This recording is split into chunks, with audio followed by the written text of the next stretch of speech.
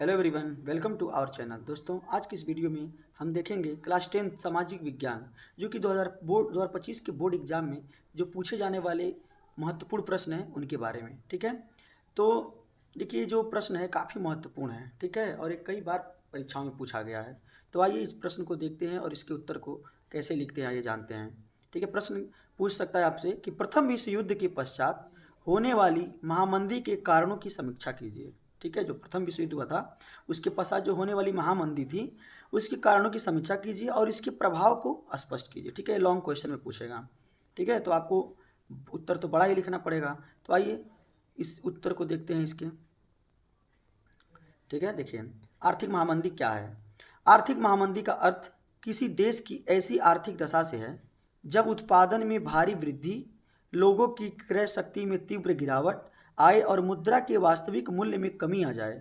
ऐसी आर्थिक स्थिति को क्या कहते हैं? महामंदी कहते हैं। मतलब कह रहा है कि आर्थिक महामंदी का अर्थ क्या होता है कि किसी देश की ऐसी आर्थिक दशा से है जब उत्पादन में, यानी जो भी उत्पादन होता है उसमें काफ़ी भारी वृद्धि हो और लोगों की क्रय शक्ति और जो लोगों की खरीदने की शक्ति हो उसमें क्या हो, तीव्र गिरावट आ जाए। और जो मुद्रा के वास्तविक मूल्य, जो मुद्रा का वास्तविक मूल्य चल रहा है उसमें क्या हो जाए, कमी आ जाए।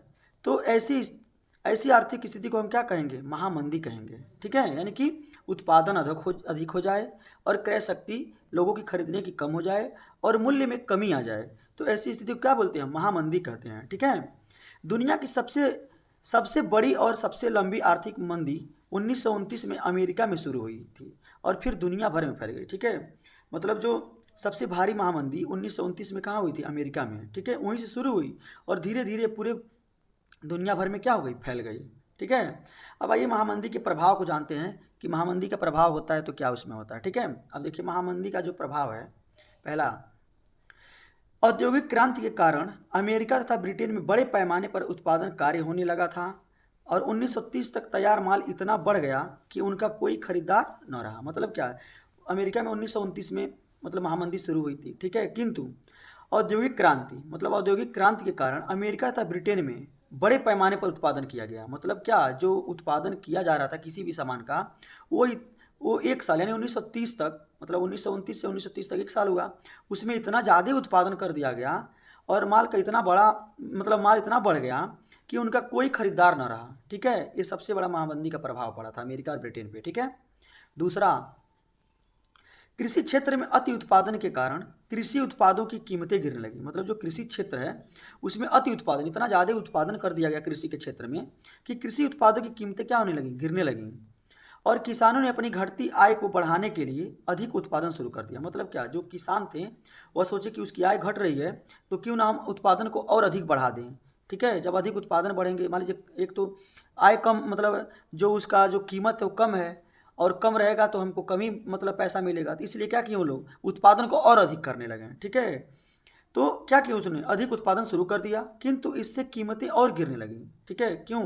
मतलब क्या हुआ, जब और उत्पादन होने लगा तो कीमतें और गिरने लगी और खरीदारों के अभाव में, ठीक है, कृषि उपज पड़ी पड़ी सड़ने लगी। और मतलब इतना ज़्यादा उत्पादन हो गया कि जो कृषि उपज था वो पड़े पड़े क्या हो गई? सड़ने लगी। ठीक है, ये भी क्या हो गया? महामंदी का एक प्रभाव पड़ा।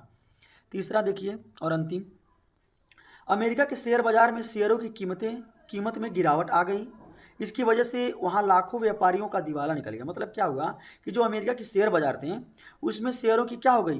कीमत में गिरावट आ गई।